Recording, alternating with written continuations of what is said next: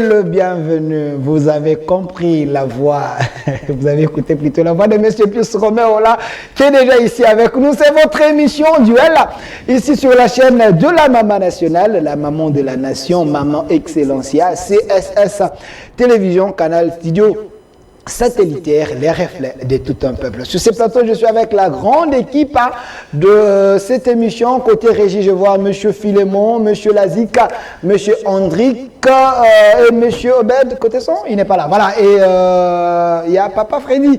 Voilà, ici, j'ai M. Eric Chiswaka qui a remplacé M. Chris Mukendi. Il est ici avec nous, M. Eric Chiswaka. Il est cadre de la FDC, parti cher à Bati Lukwebo, le président du Sénat. Monsieur Eric, soyez le bienvenu. Merci de m'avoir invité. Je tiens à saluer les intelligences qui sont sur ce plateau. Le garant de bon fonctionnement de l'institution présente l'extension du CISNIDI et l'autorité morale de notre formation politique qui est le professeur Modeste Bati. Je crois que sur ce plateau, nous allons faire un débat réfléchi. Je crois qu'avec l'éthique et déontologie, il peut permettre d'éclairer la lanterne sans de ceux qui nous suivent et partout. Voilà, à côté de vous, nous avons la présence de M. Mike Gardi Diana, analyste politique, journaliste. Analyste d'abord. Soyez le bienvenu. Merci Delphin, c'est un plaisir de retrouver ce plateau après beaucoup trop de temps et je crois que on aura le temps de parler de la République et rester dans le fait. Voilà, de l'autre côté, nous avons la présence de M. Claude Ngoma, lui qui est du Nouvel Élan, parti cher à l'ancien Premier ministre Adolphe Mouzitou. Soyez le bienvenu.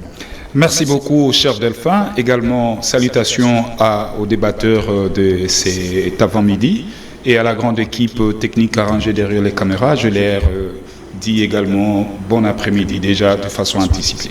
Voilà, à côté de vous, nous avons le doyen, on l'appelle le politologue de la République. Il était vraiment réclamé dans cette émission par rapport à ce qu'il avait développé la fois passée. On va le chercher dans une émission bien élaborée. Pour en parler, lui s'appelle M. Phocas Koukelemena, politologue de la République. M. Phocas, soyez le bienvenu. Merci pour l'invitation. Je salue les co-débatteurs, ceux qui vont nous suivre à la télé, tout comme dans les réseaux sociaux, mais aussi ceux qui sont en train de nous prendre en charge, donc l'équipe technique. Merci pour l'invitation. Voilà, à côté de vous, nous avons la présence de celui qui met très mal à l'aise souvent les gens qui dirigent par ses analyses. Il s'appelle M. Pius Romain Roland. Ne nous appelez pas, chère autorité. M. Pius Romain Roland, très proche de Maman Olive Lembe et de Joseph Kabila. C'est vrai ça? Que je salue particulièrement d'ailleurs. Et salutations aux amis qui sont sur le plateau, à vous particulièrement, et à tous les téléspectateurs et à la diaspora. Et je voudrais profiter de l'occasion ici pour vous dire que j'étais à l'extérieur du pays. J'ai fait la Turquie partie Europe, partie Asie. Je vous dis que je suis vraiment choqué. Choqué? Ouais, je suis vraiment choqué de la gouvernance de nos différents dirigeants. La RDC sera l'Allemagne de l'Afrique, on rêve grand. Non, je vous dis que j'ai vu ce que Erdogan est en train de faire en Turquie. Oui, les présents turcs. Ce que vous appelez ici route, ça n'existe pas. On n'a pas de route ici. Ce que vous appelez aéroport ici, ça n'existe pas. C'est un marché. On n'a pas d'aéroport. Nous sommes en retard de 1000 ans. En retard? De 1000 ans. De 1000 ans? De 1000 ans. Je suis parti d'Istanbul jusqu'à Izmir, côté de Fès, où nous sommes allés visiter la maison de refuge de la Sainte Vierge Marie, la maman de Jésus, où elle a passé 9 ans. Et d'autres vestiges, même la route de Saint-Paul. Je vous dis que nous sommes en retard. En retard, et je condamne tous nos dirigeants qui s'évertuent dans les propagandes inutiles. Nous sommes en retard de 1000 ans, je disais. Je suis parti d'Istanbul. Je n'ai vu aucune coupure d'électricité. Aucune? Je fais 518 km de l'Europe jusqu'en Asie, en face de la Grèce, aucun trou. Aucun? Aucun trou. Mais c'est plus Romain, parce que vous avez relevé cette question. J'aimerais bien vous regarder en face. Donnez-moi la photo de Joseph Kabila, c'est important. Vous dites que la RDC est en retard de 1000 ans. 1000 ans. Mais je vous ai présenté ici, proche de Maman Olive et proche de Joseph Kabila. Vous vous rappellerez, Joseph Kabila avait commencé avec l'histoire de 5 chantiers. Tout à fait. Et la révolution de la modernité. Tout à fait. Qu'est-ce qui a été fait? Si vous dites qu'on est en retard de 1000 ans. Nous avons connu 5 chefs d'État. Ok. Kasavubu a hérité de la colonisation. Il n'a asphalté aucune route. Mobutu a emprunté l'argent aux institutions de Bretton Woods, qui n'a pas restitué. Mouzé est arrivé, il a relancé l'agriculture. Il nous a donné une monnaie forte, raison pour laquelle il a été abattu. Et la construction et la reconstruction a commencé avec Joseph Kabila. Ok. Ça, c'est une évidence. Et même l'argent emprunté par les institutions de Bretton Woods, je l'ai dit l'autre fois ici, devant les neveux de Moulumba Lukoche, qui vantait son oncle d'être un bon Premier ministre, que les 3 milliards que les Mobutistes et leurs enfants qui sont au pouvoir ont pris aux institutions de Bretton Woods, c'est un jeune homme de 29 ans qui a payé ça. Kabila. Si. Avec Mouzito. Avec Matata Mponi aux finances. Qui nous a valu 14 milliards de dollars. Donc, tout ce que Mobutu a construit avec l'argent emprunté aux institutions de Bretton Woods, il faut le mettre à l'actif de Joseph Kabila. 1. Stade de martyrs. 2. Pont Maréchal. 3.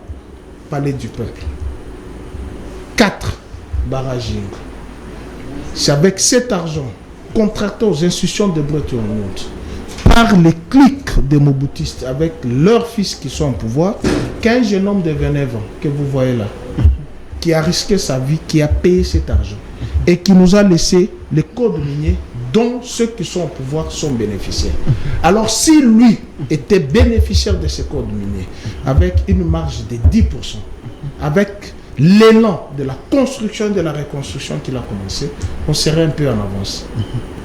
Voilà. Et il lui a été mis les bâtons dans le roues. Et vous le savez même qu'il y avait les 7 géants miniers qui sont venus ici à la présidence pour lui demander de ne pas promulguer le code minier en lui garantissant un 3e mandat. Il a refusé. Merci, monsieur Plus. Puisque étant démocrate, je vous dis que nous sommes en retard de 1000 ans. Merci. Alors comme nous avons eu 5 leaderships, je vous ai décrit chaque leadership. Kasavubu a hérité de la colonisation. Merci, merci, Mobutu merci. nous a plongé dans la dette. Merci. Mouzé a relancé l'économie. Malheureusement, il est parti. Et Joseph a commencé la reconstruction et la construction et la reconstruction. Merci. Malheureusement, merci, monsieur Plus. Qui arrive merci. Maintenant, merci. Merci, monsieur Plus. Vous avez fait 3 minutes. Je veux donner à chacun invité 3 minutes pour cette question parce que vous avez également le droit d'en parler. Ce n'est pas le biscuit. Mais la thématique d'aujourd'hui, on va parler de la vie chère au Congo. Quelle solution palliative pour le moment? Vous êtes sans ignorer que la vie chère au Congo pose vraiment des problèmes à plusieurs structures. Il y a même le ministre, le VPM de l'économie qui en parlait. Il y a aussi l'opposition qui voulait marcher par rapport à cette vie chère. On va essayer un peu de décrypter les grandes lignes. Quelle solution durable, palliative par rapport à cette question épineuse? Et puis la deuxième question, la diplomatie du régime Tshisekedi a-t-elle montré ses limites? On va en parler. Et la situation sécuritaire en République démocratique du Congo, vous savez quoi, monte, Est et autres. Et là, Est, il y a la présence de l'État en République démocratique du Congo. On va en parler. Mais je préfère poser à M. Eric Chiswaka la première question parce que M. Pius a relevé cette question. Remettez la photo de Kabila, c'est vraiment important. Avez-vous senti les réalisations du 5 chantiers ou de la révolution de la modernité? Parce que ça m'a fait mal quand M. Pius dit rien n'est fait. On est en retard de 1000 ans. Merci. Je crois que je respecte les analyses de M. Pius. Il a d'abord condamné tout le monde. Vous vous rappellerez, il dit « je condamne tous ». Ce qu'il a dit. Moi, j'ai pensé qu'il aurait dû même condamner Joseph Kabila et condamner l'actuel régime pour parler aujourd'hui de la mentalité de Congolais, comment nous pouvons nous réveiller pour construire notre pays. Il condamne tout le monde et par après, il essaye de nettoyer M. Joseph Kabila qui a fait 18 ans dans ce pays. L'homme de Bénévent qui a payé. Qui a eu le temps de gérer la République démocratique du Congo, qui nous a amené des projets 5 chantiers, reconstruction de. Comment on appelle ça, révolution de la modernité, qui a promis que l'RDC serait, je crois, les Qatar aussi de l'Afrique, avec des panneaux qu'on avait mis un peu partout, vous vous rappellerez de ça. Et donc, jusqu'à aujourd'hui, le Congo qu'il a laissé, c'est pas ce qui est aujourd'hui. Et ce que le Tshisekedi a hérité, ce n'est pas l'Afrique du Sud. En RDC, il n'a pas hérité ces pays, il a hérité, sur le principe de continuité du pouvoir, il a hérité un pays qui a été légué par Joseph Kabila, avec tout ce que vous connaissez. Je ne pourrais pas revenir là-dessus. Il dit non, Kabila, révisitation, il a laissé le code minier, mais la révisitation du code minier, c'était quand? La révisitation du code, lorsque vous lisez l'ancien code minier, qu'est-ce qui avait été prévu à l'époque? Et la révisitation a été faite quand? Certes, je suis économiste de formation, je lis les codes miniers. Certes, il y a eu des réformes importantes que j'apprécie, mais c'était quand? À la fin de son mandat, quand il devrait laisser le pouvoir, quand il a eu des problèmes avec la communauté internationale, notamment avec l'Union européenne et les autres, c'est à ces moments qu'il signa des accords avec les Chinois. Il a fallu répondre d'une manière politique aux uns aux autres pour dire c'est moi le président de la République. Je ne donnerai plus ce que j'avais prédit à l'époque. Il a fallu révisiter ces codes. C'était un rapport de force. Mais ces codes miniers qui a profité à tous les Congolais. Mais c'était quand? C'est ça aussi la question importante. Lorsqu'on veut défendre quelqu'un, il faut bien défendre la personne. Il ne faut pas dire que Kabila est un saint, Kabila... Non, mais vous avez 18 ans de la gestion. Si vous avez légué peut-être un Gabon à Tshisekedi, il pouvait en faire un Afrique du Sud. Mais vous n'avez pas légué un Gabon à Tshisekedi. Vous voulez qu'il fasse les États-Unis d'Amérique. Non, mais il faut à un certain moment que nous soyons élégants dans ce que nous sommes en train de dire. Je crois que nous avons hérité un pays chaotique. Nous commençons même à refonder l'existence de l'État, puisque l'État n'existait même pas. Et c'est un travail de dur labeur. Ce n'est pas un travail de 4-5 jours. Et je crois qu'ici, la responsabilité, elle est la responsabilité partagée. C'est-à-dire, si M. Pius a traversé les mondes et qu'il a trouvé en Turquie, ils ont construit, mais il faut regarder les autres, qu'est-ce qu'ils ont fait pour construire leur pays. C'était la responsabilité, l'engagement, la détermination. Et donc, moi, je crois qu'aujourd'hui, il faille à notre régime de travailler aussi d'arrache-pied pour que nous puissions doter à nos populations une république qu'ils veulent, au fait. Donc, je crois qu'ici, la responsabilité est partagée. Donc, ça doit, peu importe si c'était Mobutu, même Mobutu, nous savons la gestion de Mobutu, comment il a géré ces pays. À un certain moment, c'était bien. Après la fin de son régime, il a fait tout ce qu'il pouvait faire. Musée Laurent Désiré, nous savons d'ailleurs, il part des musées. Bien, c'est vrai que il voulait construire ces pays, mais il nous a apporté qui? Aujourd'hui, nous parlons, je sais que nous allons en parler dans la thématique, nous parlons de l'infiltration, nous parlons de l'occupation, nous parlons de la guerre. Tout ça, nous sommes aussi en train d'hériter suite à une occupation, à l'infiltration que nous avons vécue. Donc, il y a vraiment beaucoup de choses à pouvoir dire là-dessus. Vous au combat des musées? Je ne doute pas au combat des musées. C'était libérer la République démocratique. C'était un bon combat. Mais il a choisi mal ses alliés. Et il a légitimé l'occupation des Rwandais, des autres étrangers sur nos territoires. Et aujourd'hui, nous payons le prix. Merci, monsieur Eric Tshisekedi, cadre de l'AFDC de Batu-Lukubu. Monsieur Claude Ngoma, est-ce pasteur Ekofo avait raison de dire que la RDC, sous le régime Kabila, on était dans un non-État? Très bien, cher Delphin. Ce sont des propos... Je respecte ses opinions. Mais laissez-moi rencontrer un peu mon cher Eric. Je veux que le débat soit républicain. Tshisekedi qui, tout à l'heure, venait de dire que voilà, Tshisekedi n'a pas hérité le Gabon pour qu'il en fasse désormais l'Afrique du Sud et autres. Mais quelle est cette mouche qui a piqué M. Félix-Antoine Tshilombo de promettre aux Congolais l'Allemagne d'Afrique? Par quel indice? Moi, je pense, au nom du continuité des affaires de l'État, si M. Kabila, en son temps, pendant 18 ans, n'a pu construire que 2000 km de route, j'aimerais avoir M. Félix-Antoine Tshilombo en ajouter même 1 km de route. Mais aujourd'hui, parlons des infrastructures. Ces régimes ici, quelle est leur politique liée aux grands travaux? Il n'y en a pas. Mais la ville est devenue poussiéreuse aujourd'hui, hein. Il y a presque partout. La ville est devenue un chantier, sérieux. le Congo. Soyons sérieux. Je vois quand même les gens travailler. Soyons sérieux. 2006.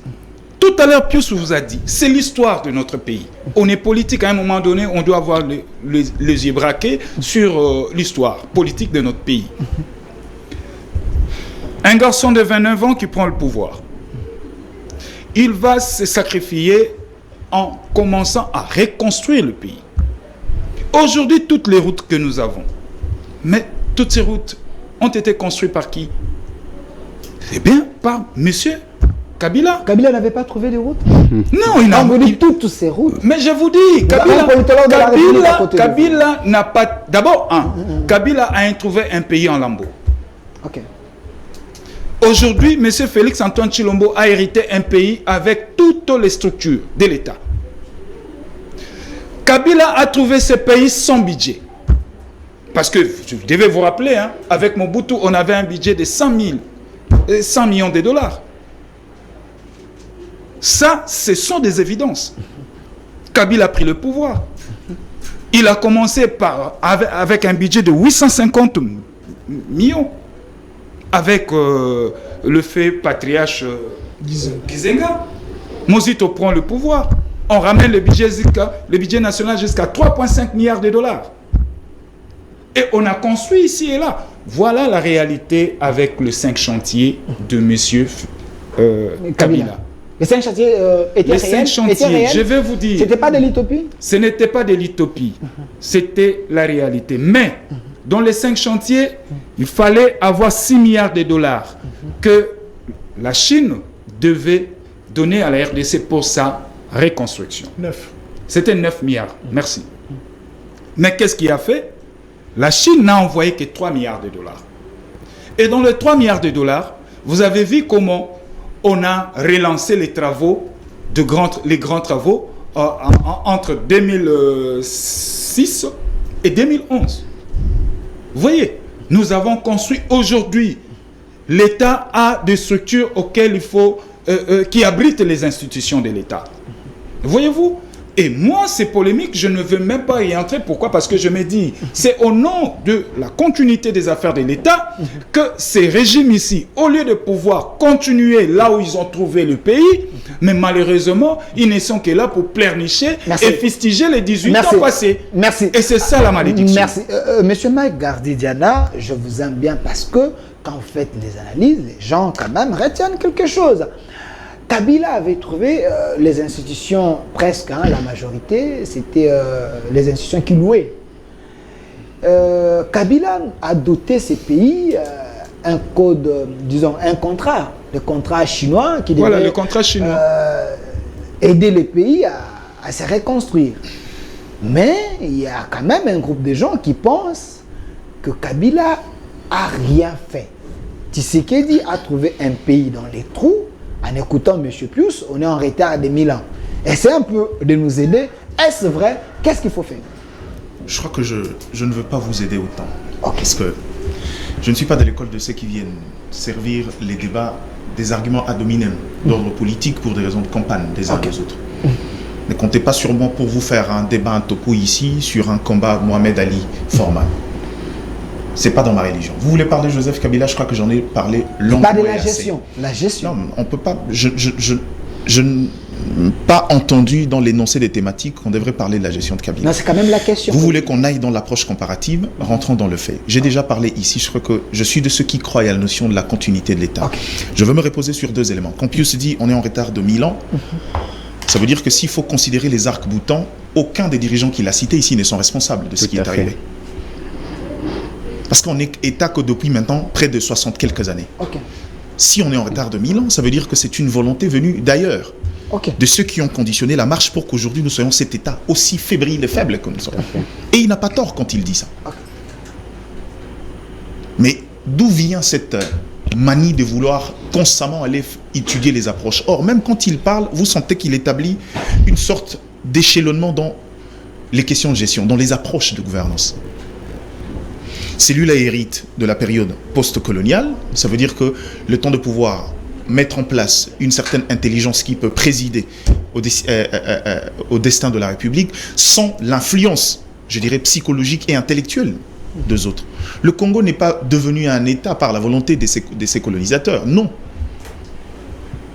Le Congo est devenu un État par le fait. Et si vous voulez la preuve, ce n'est pas le politologue Phocas Wukelemena qui va me contredire aujourd'hui. Regardez comment les dirigeants se comportent. Quand je vous dis que généralement le Congo atteint l'implosion, la misère intellectuelle, c'est par le fait des cumuls aujourd'hui, incapables d'avoir des intelligences qui peuvent réfléchir dans l'orientation de la République. On vous apprend la mathématique, mais la mathématique, c'est justement les bases, les équations capables d'être adaptées à votre situation. Revenons sur la question de la République. Le Congo est sérieusement en retard. Sérieusement. Et malheureusement, on nous a fait croire aujourd'hui. Je vous ai dit, au départ, c'était tout ce qui va se passer. Kabila. Un policier commet une bavure à côté, Kabila. Oui. Vous savez quelle est la conséquence de cette approche? Aujourd'hui, vous avez détruit la culture de la population qui pense qu'aujourd'hui, dans l'organisation de l'État, même dans la notion de la séparation du pouvoir, ça n'existe même pas. Pour le gens, tout c'est le chef de l'État. Et le Congolais oublie même le rôle de chaque institution. On dédouane des gens, ce qui fait qu'aujourd'hui, quelqu'un est capable de participer à la gestion de la République en tant que membre du gouvernement. 2 jours après, il démissionne, il critique la même action et c'est dédouane de toute responsabilité. C'est pas convenable. Rentrons dans le valeur de la République. Vous parlez de la République, oui, on est en retard. Qu'est-ce qu'il faut faire aujourd'hui? Je vais vous le dire. Je ne contredirai pas trop Pius Romain. Mais pour des raisons d'histoire. Mais là, quand même, dédouané. Pour des raisons d'histoire. Non, il n'a pas dédouané. Je connais Pius Romain Roland. Il a parlé, on connaît ses convictions. On connaît les convictions de Romain Pius. Personne ne va le contredire ici. Il fait de la com politique, on ne va pas les lui reprocher. Mais regardez, pour des raisons d'histoire, le stade des Martyrs et le pont Maréchal ne sont pas des constructions venues des institutions de Bretton Woods. C'est justement le fruit de l'ouverture diplomatique de Joseph Désiré Mobutu, parce que le pont Maréchal, à 80%, conçu par le japonais et financé par le gouvernement japonais, et le stade des Martyrs, un partenariat public-privé avec la Chine. Mais quand Pius dit non, je comprends. L'argent a été payé par le régime Kabila, donc il faut mettre ça dans l'article de Kabila. Il a trouvé les arguments, mais pour des raisons d'histoire, il fallait juste corriger à ce niveau-là. Ce qui est vrai, c'est que ce n'est pas à vous, journalistes, qu'on va apprendre qu'on a atteint le remboursement de la dette, de notre dette, par Joseph Kabila et par le gouvernement d'Adolphe Mouzitou. Il ne faudra pas amener les débats politiques au niveau de nier les évidences. Mais seulement le problème, c'est qu'il faut éviter de confondre le problème conjoncturel à des problèmes d'ordre structurel. Le problème de l'État en RDC, le problème des gestions est un problème structurel. On a beaucoup de problèmes à différents niveaux et aujourd'hui c'est malheureux. Et on n'a même pas conscience des enjeux aujourd'hui. Je vous donne un exemple. Delphin, il est vrai qu'aujourd'hui la fluctuation au niveau du taux de la monnaie continue à grimper. Mais si je vous pose une question, faisons les calculs depuis 2 décennies. Vous savez d'où on vient avec la monnaie? Pourquoi cette inconstance? Vous savez, ça fait plus de 25 ans que le taux du franc CFA face au dollar n'a presque pas changé. La fluctuation est à peine de 1%. Pourquoi ce n'est pas le cas pour le franc congolais? C'est un problème structurel, c'est un problème de politique au niveau de la Banque centrale. Sa forme, sa politique intérieure, sa manière d'être conduite pose un problème. Ces pays méritent de réformes, j'ai dit bien structurelles et dans le fond. Merci. Et quand on ne sait pas aller réfléchir dans les questions de fond, on reste dans les questions superficielles, gauche à droite, c'est là où on se perd. Et malheureusement, nous on peut en parler calmement comme ça, on donne l'impression d'être de grands bonhommes, oui. Mais les cumuls de l'histoire, vous verrez que d'une manière ou d'une autre, chacun d'entre nous, on sera responsable. Monsieur Phocas Wukelemena, politologue de la République, un homme de la science de mon pays, vous avez suivi les 4 co-débatteurs. Pensez-vous que l'élite congolaise a trahi réellement son pays? Ok, merci. J'ai des chairs de poule quand j'entends la thématique. Effectivement, je pense que nous avons l'obligation de nous révolutionner. Chaque génération, dans chaque société, a une mission. Celle qui n'accomplira pas sa mission, c'est celle qui trahira. Ah oui. Vous savez, logiquement, s'il faut se référer aux faits et à la sémantique, notre État ne serait à ce stade jamais être appelé la République démocratique du Congo. Notre État porterait un nom qui correspond à la réalité de ce que nous avons en face que de parler d'une république. Pour ceux qui diront non-État, non. Quand vous prenez la définition d'un État dans une approche juridique, le Congo répond aux conditions d'un État. Et en aucun cas, on pourra parler du non-État. Parce que juridiquement, un État, descriptivement, est cité comme l'ensemble de un peuple, une population, un territoire, et puis un pouvoir. Ça, on n'a jamais manqué ça. En aucun cas, en aucun jour. Donc Ecofo avait fait une communication politique? Non, il n'est pas expert à la matière pour aller aborder ces questions comme moi, politologue. Ce qu'il pouvait dire dans la sémantique par rapport au fait qu'il observait, c'est la non-existence d'une république. Mais un État pouvait être là. Mais c'est la République. Parce que la République est une forme que l'État prend à un certain niveau selon la donne de la gouvernance. Et quand vous regardez aujourd'hui, les noms qui correspondent, partant de la thèse de Pius Roland, partant de la thèse de Gradidiana, vous comprendrez que nous sommes dans cette république qui s'appellerait République oligarchique du Congo. Voilà. Pourquoi oligarchique? Parce que les faits sont têtus tellement que ce sont des évidences et personne ne peut en discuter. Pourquoi oligarchique? Parce que là, nous avons des arguments. Quand on vous dit que nous sommes gouvernés par des oligarques, c'est-à-dire quoi? Vous constaterez avec moi qu'il y a une classe politique depuis 1960 qui est en train de pouvoir tourner en termes de relais. Les uns à l'opposition, demain les autres à la majorité, les autres, ainsi de suite. Et qu'est-ce qu'ils font? Cette classe politique s'accapare des institutions quand ils sont au pouvoir, juste pour sucer l'économie et devenir des détenteurs du pouvoir absolu. Évidemment. Même en dehors des institutions.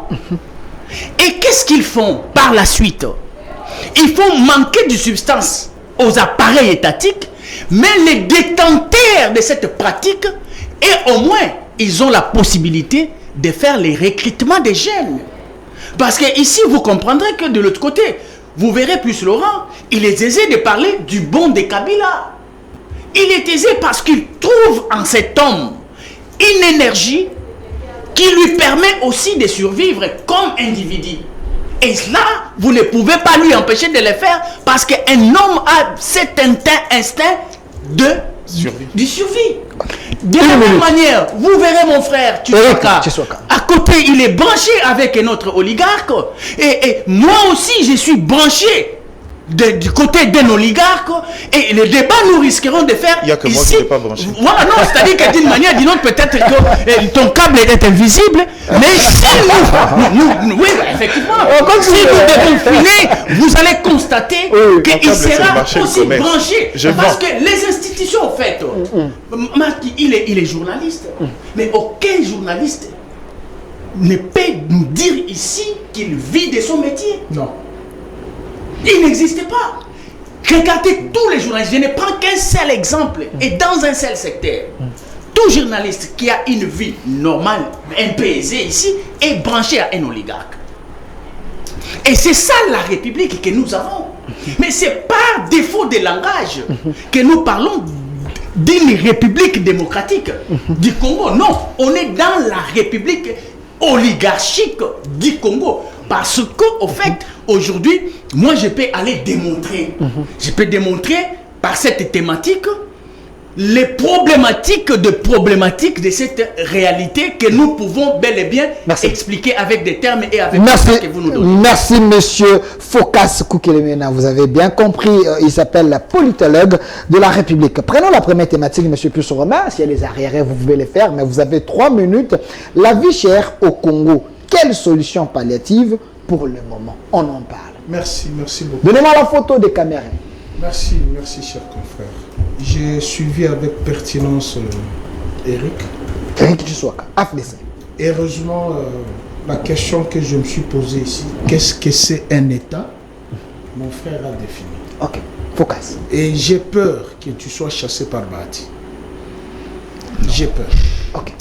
Parce que dans les 18 ans de Kabila dont tu décris, il a été 14 ans ministre. Vous avez parlé de la responsabilité de C'est tous. son temps de parole. Il n'y a pas de souci. C'est un débat républicain. La responsabilité de tous. C'est lorsque j'ai condamné tout le monde. Oui. Kabila fait partie aussi. La C'est son temps de majorité, parole. lorsque la majorité C'est un prime, débat. c'est la majorité qu'il faut condamner. Mais il y a les exceptions. Et lorsque j'ai parlé, nous sommes en retard de 1000 ans. Je fais Dubaï. En 2007, Dubaï n'était qu'un désert. Un désert. Et Dubaï n'a qu'une seule richesse, le pétrole. La deuxième richesse, les cerveaux. Troisième richesse, la discipline. Mais aujourd'hui, allez à Dubaï. Vous comparez votre pays, notre pays, qui a été indépendant avant Dubaï. Vous ne pouvez pas me condamner, même si j'ai exagéré de 1000 ans, c'est une exagération que nous n'avons rien fait. Par rapport aux potentialités que nous avons, par rapport à nos ressources humaines.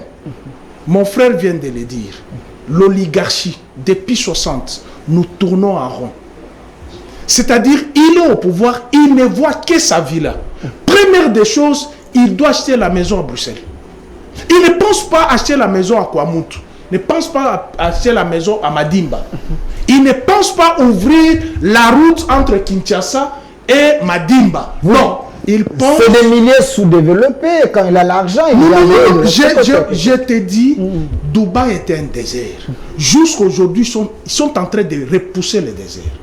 Lorsque je parle de la Turquie, j'ai vu la route qui date de 1400.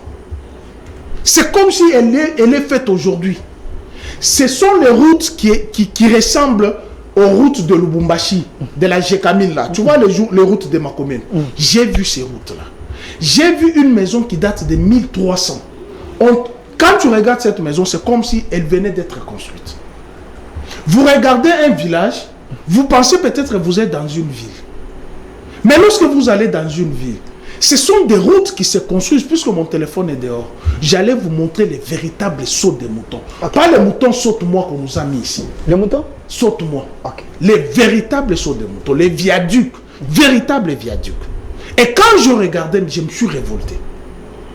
Je me suis dit, tous les dirigeants, et heureusement, mon frère vient de faire une très bonne description de nos dirigeants. Mais lorsque je parlais, je condamne tout le monde. Il y a les exceptions. Pourquoi je parle des exceptions? Parce que c'est lui-ci qui a manifesté cette volonté. Je comprends mon frère, Mike, quand il parle de coopération chinoise, japonaise. L'aide n'est pas gratuite, il faut toujours payer. Je vous ai parlé de partenariat public-privé, je n'ai pas parlé d'aide. Si, mais partenariat public-privé, il faut toujours payer. Non, le partenariat public-privé, c'est un échange. Ils prennent en autre nature et puis c'est pas question de dette. Ok. Il peut continuer, vous allez parler. Non, j'ai juste apporté un classisme. Mon frère Tiswaka parle de la révisitation du code minier. Moi, je te parle. Il est proche de Mouzito. Il a été à la primature. Quand vous prenez les discours sur l'état des nations, heureusement, à l'époque, peut-être vous étiez dans la rue avec l'opposition barbare. Où vous étiez étudiant, vous ne suivez pas la marche parlementaire. Prenez tous les discours sur l'état de la nation, en majorité. Kabila a rappelé de révisiter le code minier. Mais il y avait une clause avec les institutions de Bretton Woods qui nous ont pris ces codes ici, au désavantage de la République démocratique. 2 minutes. Même quand vous dites qu'il a fait à la Vaik, à la fin de son mandat, à la fin parce de qu'il savait qu'il allait son quitter. mandat. Mais c'est un héritage qu'il a donné. Pour que le Congo bénéficie, lui n'a pas bénéficié. S'il aurait fait pendant son mandat, vous allez dire encore, il a volé les 10%, là, mais c'est vous qui en avez maintenant. Et qu'est-ce que vous en avez fait? Lui, il avait au moins 2% sur ces codes contraignants par les gestions de Bretton Woods. Mais quelque chose ont été faites. Il vous a posé la question. Est-ce que le 5 chantiers, il y a eu des réalisations? Ou s'il y avait des réalisations? Et je peux vous en citer. Tous ceux qui viennent insulter Kabila ici ont traversé le pont Luangué, non?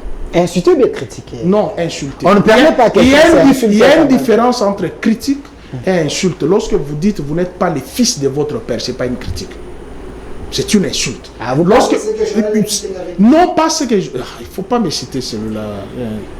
L'UDPS en a fait un fonds de commerce, un fonds politique. Lorsque vous dites que cet enfant ne lui appartient pas, vous traitez sa femme de qui?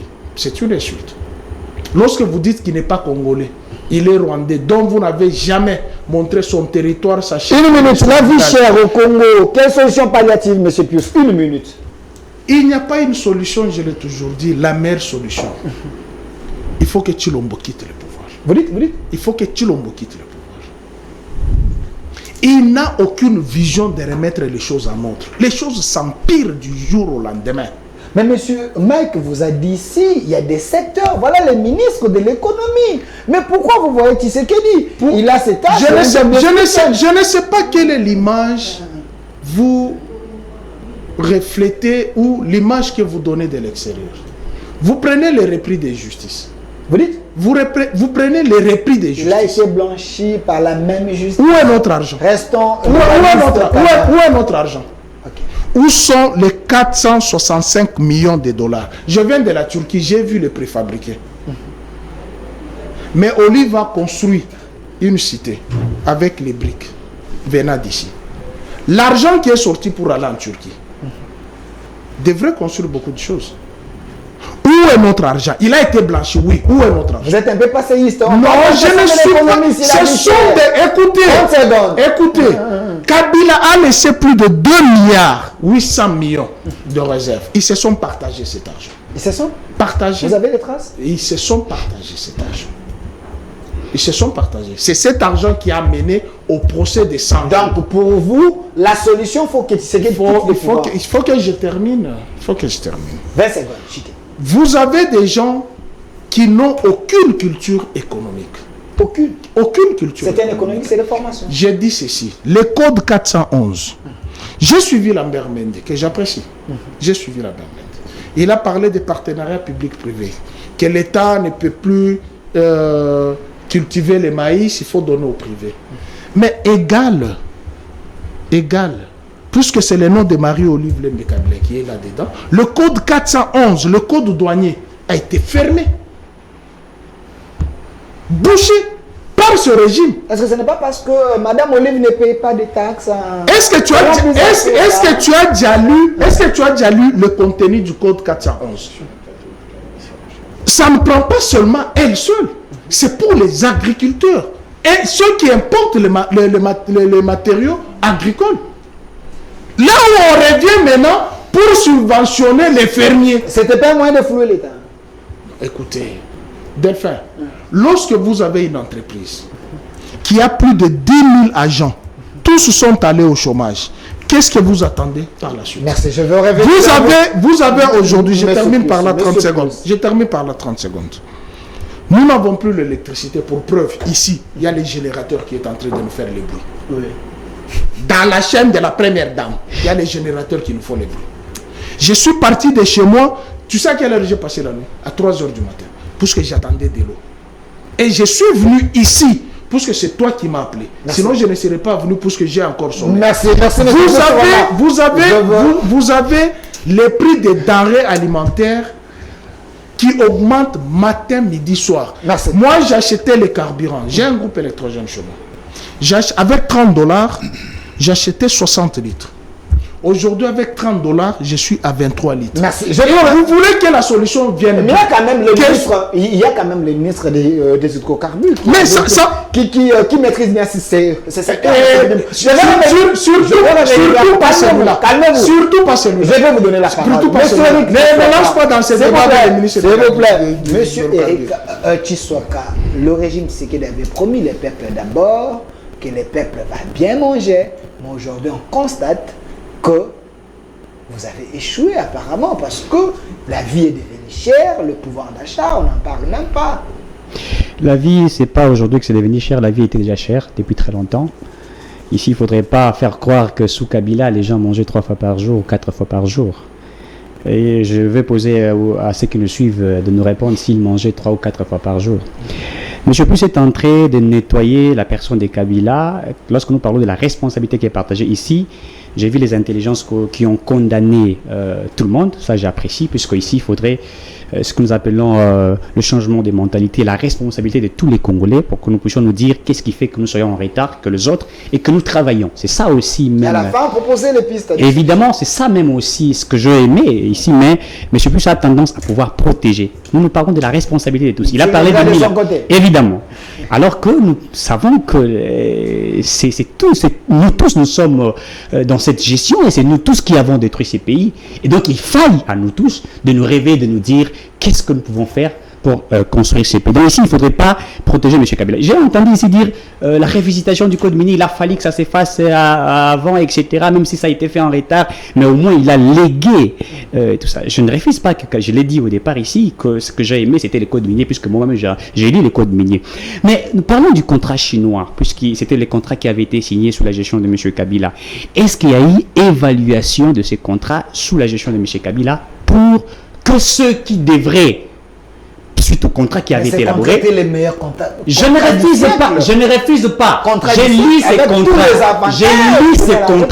J'ai lu ces contrats. Okay. Il y avait des choses importantes pour la République. On pouvait peut-être être les Gabons de l'Afrique, être peut-être comme les Gabons. Okay. Mais est-ce qu'il y a eu évaluation de ce contrat sous les régimes de M. Kabila? Je crois que ces contrats été signés en 2008, si ma mémoire ne me trahit pas. Si je me trompe, je voudrais ici qu'on puisse me corriger. Mais est-ce qu'il y a eu évaluation de ces contrats? Non. On a laissé l'exploitation, on a laissé à ces gens de s'approprier de l'argent de l'État, et puis à la fin du régime, on dit, eh ben, qu'est-ce que vous avez légué à celui? Puisque nous parlons ici du principe de continuité du pouvoir. C'est ce que j'ai dit. Vous ne pouvez pas imputer à l'autre de l'échec alors que vous avez été dans la gestion de la République. Ça aussi, c'est une responsabilité. Il ne faudrait pas tirer les draps de votre côté pour dire, eh ben, nous sommes des anges et qu'il y a des diables. Non, la responsabilité est partagée. Et donc, ici, nous savons que l'ancien régime aussi, il y a eu des soucis. Et que la responsabilité, elle est pour tout le monde. Réveillez-nous, c'est le moment de nous réveiller. Parce que vous parlez de ces contrats, de ces contrats devaient être bénéfiques pour la RDC. Évidemment. Mais il y a quand même des traces. Comme quoi? Ces contrats. Comme quoi? Il y a quand même des réalisations. Je vais répondre à monsieur Ngoma. Il parle des kilomètres qui ont été construits, etc. Mais c'est combien de kilomètres en 18 ans? Combien de kilomètres? Je peux vous répondre. Combien de kilomètres en 18 ans? Parce qu'en 18 ans, si nous lisons ce qui a été prévu au contrat, je reviens au contrat. Vous avez votre temps d'antenne. Je reviens au contrat. Moi, je suis sur les contrats. La réalisation de 18 ans.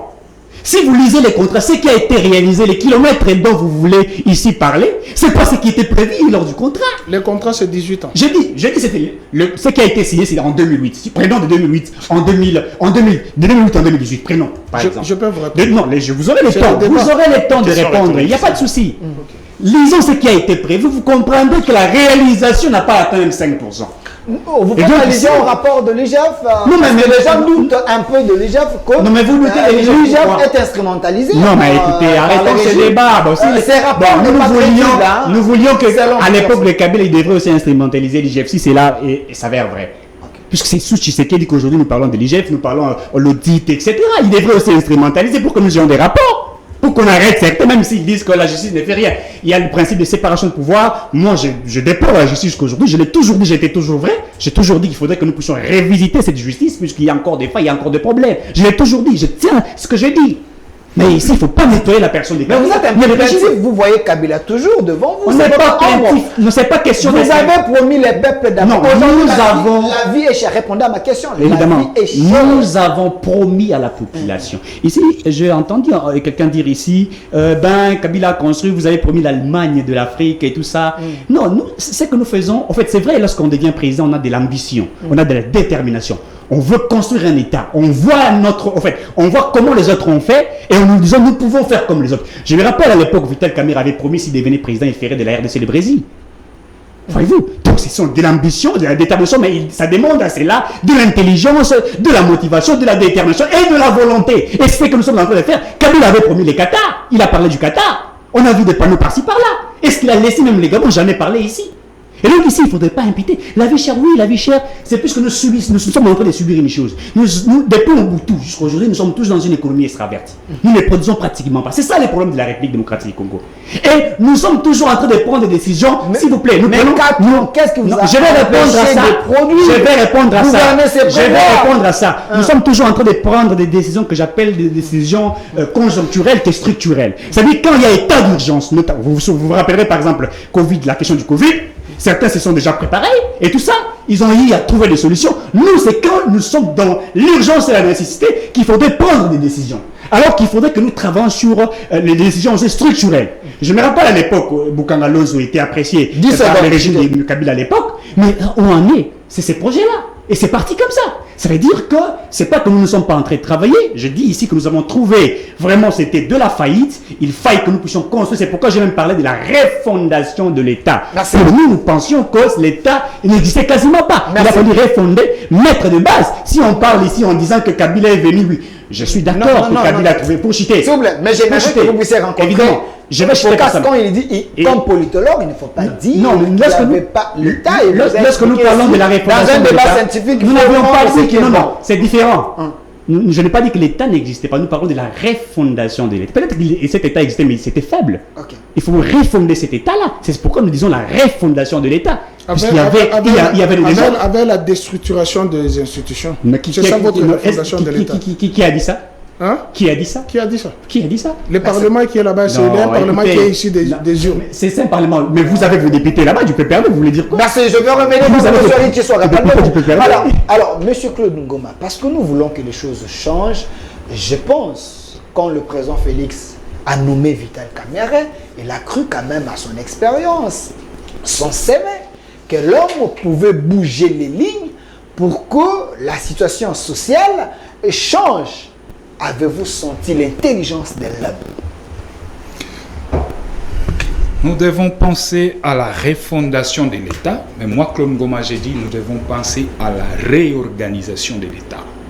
Pour moi, le maître mot, c'est organisation. Ok. L'État est là, mais nous devons réorganiser l'État. Mon cher défunt, je vous dis, ce pouvoir est en train de tâtonner. Ils nous ont mis en place une politique de CRR. D'abord dans le briefing d'hier, tenu par monsieur le VPM de l'économie, Vital Kamerhe. Monsieur Kamerhe a raté sa sortie médiatique. Il s'est arrogé les droits d'être un star devant la presse, tout ça. Allant même chevaucher aux prérogatives de son collègue du ministre de l'Agriculture. Or, moi, Claude Ngoma, avec toute simplicité, j'aurais voulu que ces briefings soient tenus conjointement avec son homologue, son collègue plutôt, de l'Agriculture. Mais qu'à cela ne tienne, la question liée à l'agriculture, c'est une question existentielle. Ça va de l'avenir de notre pays. Ça va même de l'économie de notre pays. Et ici, cher Delphin, il faut noter, l'âme d'un pays, c'est l'économie. Quand l'économie est détruite, ce pays est appelé à disparaître. Aujourd'hui, nous parlons sur ce plateau de flambée des prix, des premières nécessités, dont le marché. Mais c'est tout simplement parce que nous avons une monnaie faible. Quelle est la politique monétaire de M. Félix-Antoine Tshilombo? Quelle est la stratégie mise en place par la Banque centrale pour pouvoir donner de la valeur à notre monnaie alors que la monnaie, c'est la première de marchandises dans le monde entier? Aujourd'hui, le franc congolais se déprécie du jour le jour face aux devises étrangères. Alors, comment voulez-vous que le prix des denrées alimentaires, le prix des produits de première nécessité dans le marché soit stable? C'est pourquoi, moi j'ai dit que ce gouvernement n'a pas une bonne politique économique capable de pouvoir aligner la RDC, notre pays, dans le top 5 de pays forts économiquement. Mais je vois souvent M. Vital Kamerhe en concertation avec le ministre des Finances, avec la Banque centrale, tout ça pour essayer un peu d'équilibrer les choses. Vous ne sentez pas cette volonté de mieux faire par rapport, même si la situation est mondiale, hein, mais du moins, les dirigeants y pensent. Non, la situation, elle est mondiale, oui, mais en interne, quelle est cette politique implémentée pour produire? La situation n'est pas mondiale, il ne faut pas Non, j'arrive. Mais en interne, quelle est cette politique implémentée par le régime, par le gouvernement Sama, de pouvoir booster la production en interne? Parce que vous ne produisez pas. Même le maïs qu'on peut produire dans 3 mois et récolter, nous sommes incapables de le faire. Mais j'ai l'impression que vous n'avez pas suivi. Il a relevé des problèmes en disant que soyez patient, le gouvernement est en train de travailler dans 3 mois, 5 mois, vous aurez ce qu'il faut. Mais comme un gouvernement responsable, on est allé chercher d'abord parce qu'il y a manque. Mais d'abord, il y a d'abord un problème, cher défunt. Pour que M. Kamerhe restitue aux Congolais, il faudrait qu'il fasse d'abord ce voyage de 7 jours. Tour à tour, il n'était pas seul, il était accompagné de plusieurs ministres. 7 ministres, 9 ministres, j'allais dire. Et après, il rentre même réduit. Et on a été humilié en Afrique du Sud. Quand l'Afrique du Sud nous dit que voilà, nous ne pouvions pas vous vendre, mais voilà, nous avons des intrants à vous donner. Mais c'était une insulte. Et au-delà de ça, l'argent de la République est parti. Voilà, monsieur nous tient ce point de presse pour restituer. Même en ressusciter. Vous n'êtes pas satisfait par rapport à ce qu'il a dit? Je ne suis pas satisfait. Pourquoi? Je suis pas là. Hier, monsieur Vital Kamerhe va décréter l'urgence agricole. Il va décréter urgence agricole. Il est allé dans tous les sens hier. Mais or, pour sortir le pays dans ces marasmes de la souffrance, il nous faut organiser, mettre en place la coopérative agricole. Merci. En moyen terme. Et à long terme, le gouvernement doit savoir nous mettre en place de banques agricoles, des banques de crédits agricoles. On doit organiser les fermiers.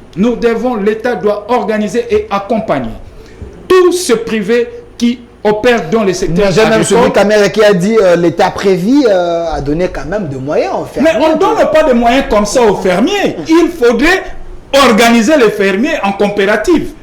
On ne donne pas l'argent comme ça, comme des cacahuètes. Merci. Voilà encore l'incompétence de celui-ci. Alors, M. Gardidiana, pensez-vous que le gouvernement Sama dirige ces pays en tâtonnant parce que, selon Claude Ngoma, il n'y a pas une politique claire dans ce secteur? Merci pour la question. Encore une fois de plus, je n'entre pas dans des considérations d'ordre élément de langage politique. Okay.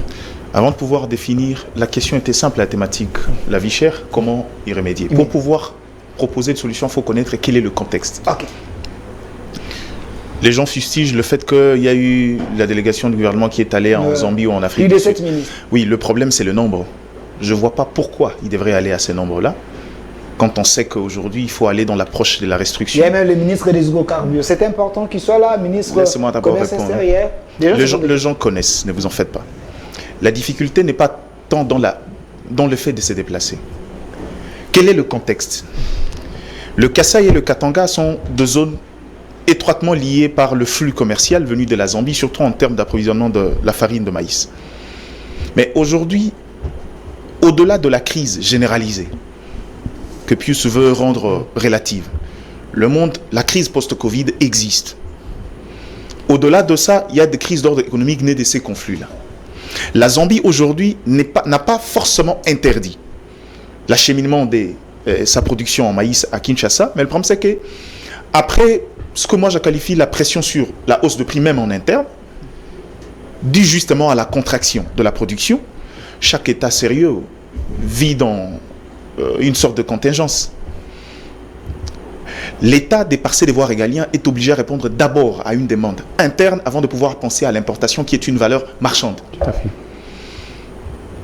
Si chaque État essaye de pouvoir satisfaire d'abord le besoin, c'est un peu la réponse qu'on considère comme étant humiliant en Afrique du Sud. On vous dit, vu le contexte de crise ici, en tant qu'État, on est obligé d'abord de répondre à la demande interne avant de pouvoir le faire pour vous.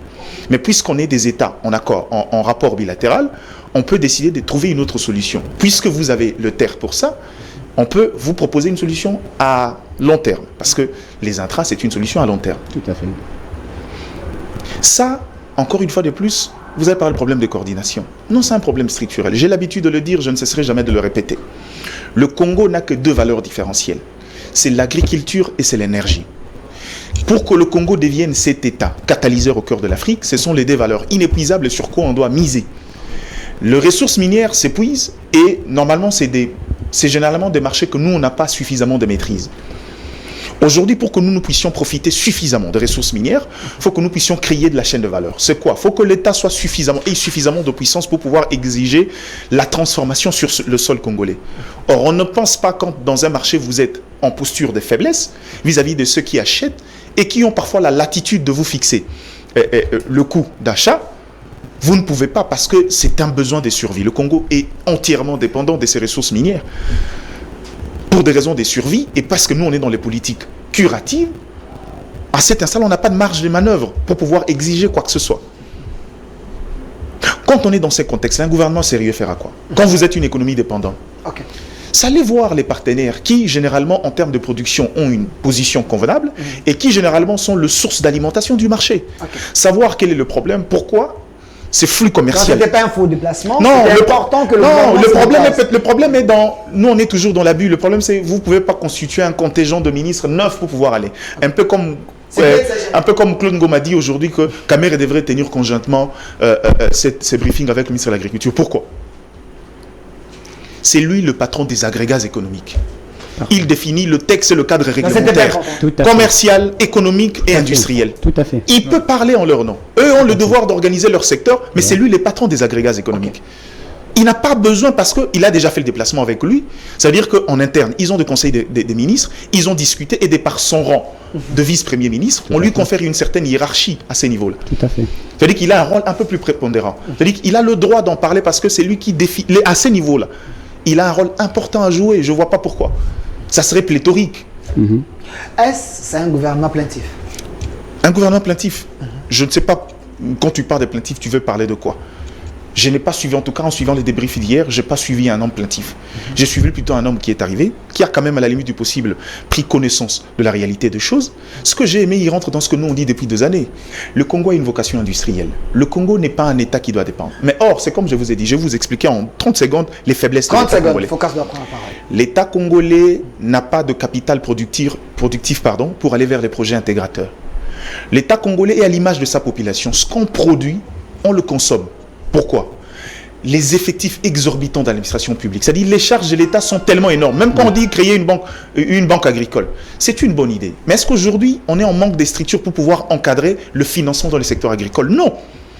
Le problème n'est pas tant dans la... C'est justement cette politique de création des agences. Merci. Font-elles c'est pas ça le problème. Merci. À ce niveau-là, je crois que là où je suis d'accord, c'est qu'il faut mettre en place un plan d'urgence de politique agricole. Il faut mettre en place il parle de 1 milliard. Il parle de 1 milliard. Je veux dire la vérité, c'est insuffisant. C'est insuffisant. Alors, M. Phocas Kokelemena, politologue de la République, il faut donner les solutions à ces pays. Il faut que le peuple sente qu'il y a un gouvernement responsable qui donne quand même des solutions à leurs problèmes. Dans ces cas ici, c'est vrai, certaines personnes disent que la situation est mondiale, mais la RDC, c'est un grand pays. Avec les terres que nous avons, pensez-vous qu'on peut plaire comme les autres? Merci Qu'est-ce beaucoup. qu'il faut faire? Merci beaucoup. J'aime bien faire des émissions, c'est mon goût, quoi. Ma préférence, que ça soit beaucoup plus pédagogique que la chamaillerie. Je préfère. D'abord, j'ai entendu des terminologies qui m'intéressent entre la refondation de l'État et la réorganisation de l'État. Quel est le paradigme qui serait une réalité pour notre configuration? La refondation de l'État, c'est une approche juridique, c'est-à-dire la nécessité de donner à l'existence de l'État les basiques de son existence. C'est-à-dire les normes, la règle, les principes et la doctrine. Ça, vous réunissez les conditions de la refondation d'un État. Mais pour l'organisation, moi je crois que notre problème, ce n'est pas un problème de la refondation, parce que nous avons déjà un État qui quasiment structuré avec des règles, avec la norme, avec des principes, et ainsi de suite. Ici, il faut parler beaucoup plus de la réorganisation. Pourquoi? Parce que c'est une approche purement politique.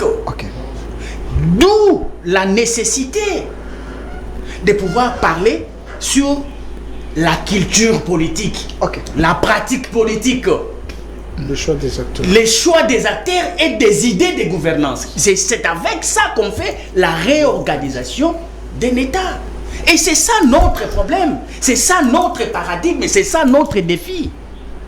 On n'est pas, mon cher ami, dans la phase de la refondation parce que notre structure étatique est assise sur des bases solides. Vous avez une constitution qui répartisse des compétences de toutes les institutions et des acteurs. On n'a pas cette insuffisance. Il y a les lois organiques. Mais le problème ici, c'est la culture politique qui organise l'État que nous n'avons pas. C'est pourquoi à la place d'un État démocratique, nous mettons ce que l'on appelle un État oligarchique. Ici, je vais vous donner un élément qui va approcher mon argument pour le rendre encore plus agréable. Regardez les comportements des oligarques. Vous savez, ce sont des gens qui, après cet exercice de gérer la République, ils se font l'argent. Mais le constituant a compris que certainement ce sont des individus qui deviendront des personnes ressources sur le plan financier. On les a donné la possibilité, et d'ailleurs une obligation constitutionnelle, de pouvoir s'orienter avec ces moyens-là vers l'agriculture. Mais par contre, quelle est leur démarche? Leur investissement, ce n'est pas là dans l'agriculture. Leur investissement, dès qu'il atteint les sommets de ce que l'on appelle l'autorité morale, l'investissement c'est un parti politique, il faut créer. Et pourquoi on crée des partis politiques? Pour avoir des députés. Et pourquoi avoir des députés? C'est pour avoir des postes. Et pourquoi avoir des postes? C'est pour avoir une rémunération et des avantages colossaux. C'est ça au fait. Et quand vous regardez cette façon d'amener la société, c'est-à-dire que vous prendrez la jeunesse, vous plongerez la jeunesse dans la politique purement politique. Vous n'allez pas en aucun cas, bien que leader, orienter les jeunes dans l'agriculture, par exemple, qui serait une grande machine qui va engloutir le chômage et qui va créer de la richesse et l'autosuffisance alimentaire. Et le reste, on peut exporter pour... Alors, présentement, qu'est-ce qu'il faut faire pour ne pas rester sur les plaintes du gouvernement? Il faut relever les défis. Le peuple vous suit. Mon frère, vous savez, parfois... Moi, je me dis, le problème, c'est cet acteur politique. Moi, je ne dédouane pas ces régimes. Je vais aller et je vais démontrer. 2 minutes. Vous savez, l'année 2022, il a été prévu pour les budgets dans les secteurs d'agriculture 328,3 millions de dollars investis. Et le président de la République en a fait mention sur sa communication de prendre la revanche du sol sur les sous-sols. Et ça, c'est une vision politique. Et maintenant, on amène le Premier ministre, parce que c'est de la pratique de pouvoir venir défendre annuellement de notre Premier ministre un programme de gouvernement. Et dans ce programme de gouvernement, une majorité qui existerait a donné pour moyen 328, donc arrondissons à 330 millions de dollars au secteur de l'agriculture. Mais et regardez les comportements. Ça, c'est ce que l'on appelle prévision. Mais est-ce que nous sommes ignorants que l'année 2022, on a atteint les assignations de 100% et avec excédent? Mais qu'est-ce qu'ils ont réalisé dans les secteurs? Qu'est-ce qu'ils ont injecté? 46 millions. 46 millions,8. Et moi, je parle avec des données d'État. Je ne suis pas dans les discours farfelus des politiques, non.